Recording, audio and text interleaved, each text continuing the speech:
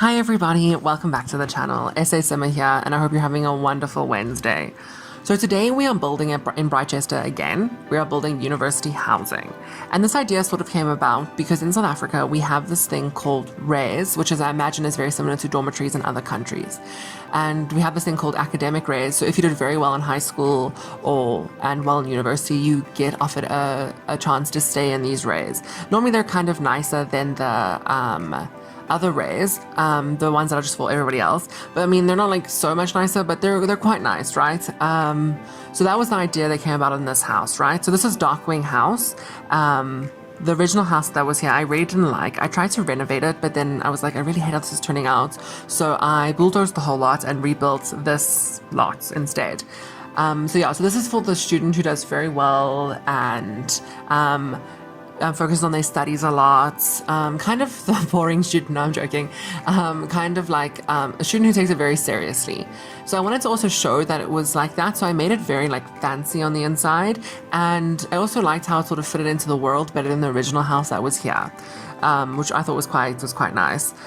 This lot sleeps 6 Sims, so 6 people. I wanted to make a room for like a house mother, but then I realized with university housing, you can't really have a Sim that isn't attending university stay there. So I got rid of that idea and I just put 3 dormitories that sleep 2 Sims each. And I used the bunk beds, the new bunk beds that we have in game, which I thought was super nice. That we have that and we can now use less space in terms of beds and bedrooms. So the bedrooms are quite big.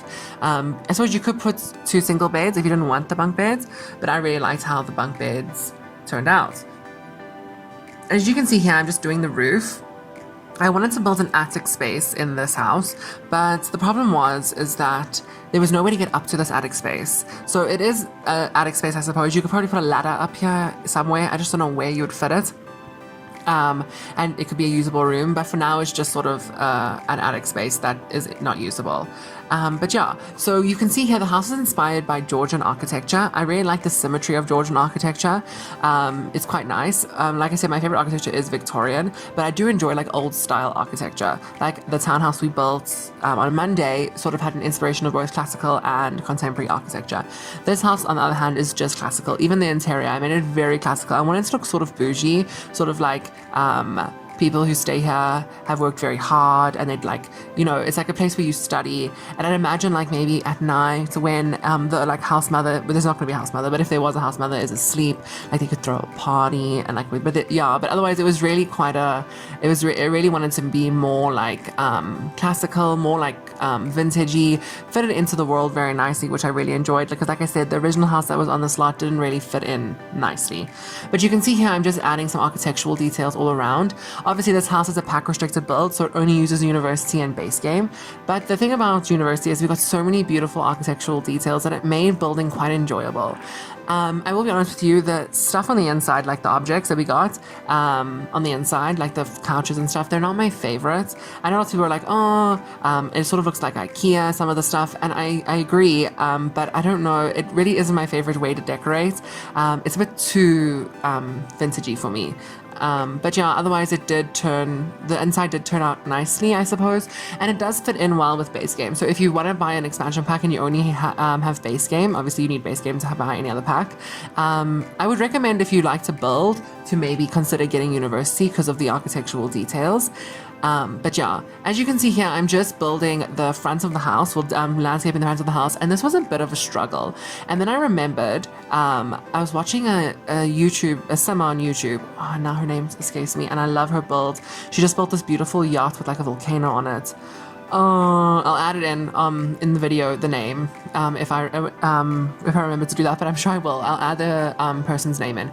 Anyway, they used rugs to sort of mimic a curved piece, and then they use the pristine pedestal to go around the rug to make it perfectly curved. And that's what I did with this hedge, because I was battling to find a way to make this front look nice, because this lot isn't very big, so it was really hard to sort of figure it out. And I really wanted a garden in this lot. I wanted an outside space where maybe the students can go sit and study outside. And that's what I did to the right of the house.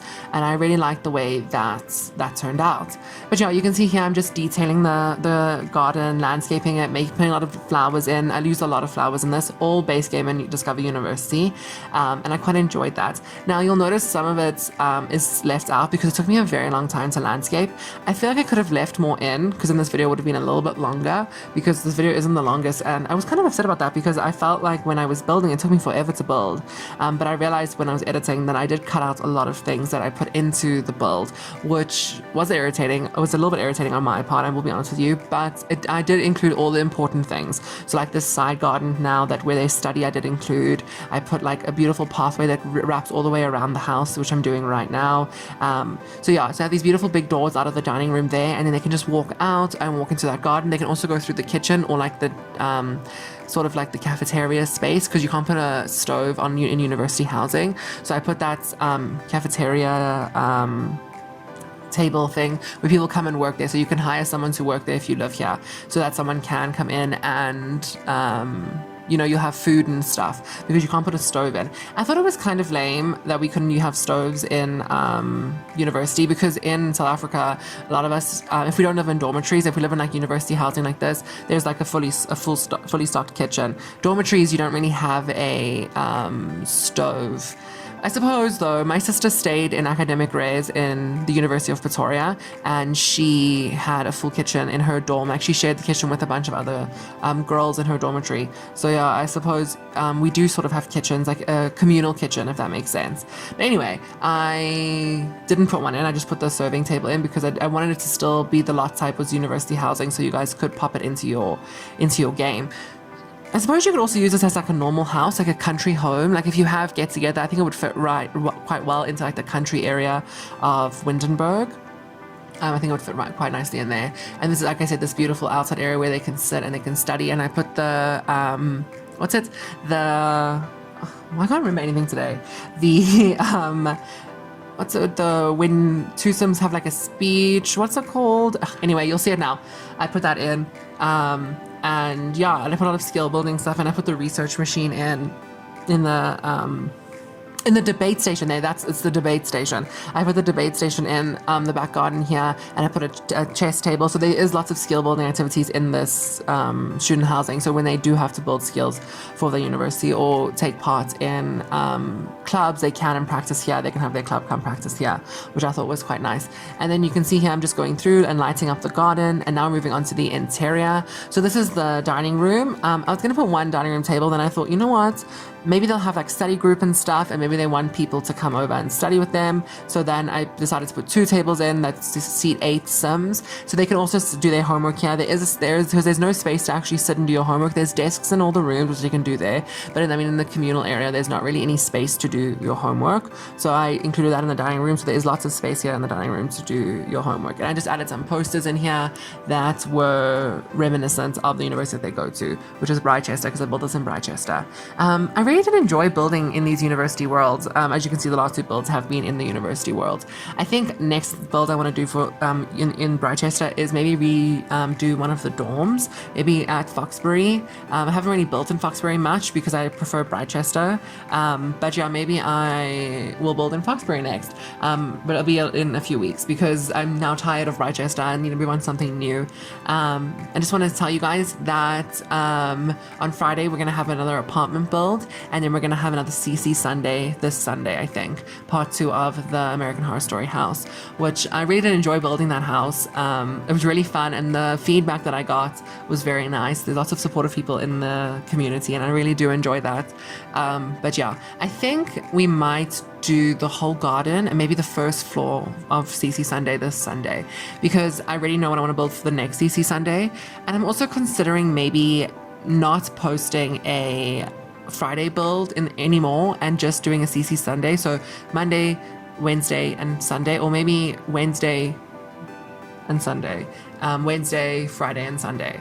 maybe. I don't know. I'm in two minds about it because I really am enjoying building, so I don't want to like let go of the streak that I'm having of just being inspired to build. But yeah, because I really did enjoy that CC Sunday, but like I said, it takes up a lot of time to build 4 builds a week.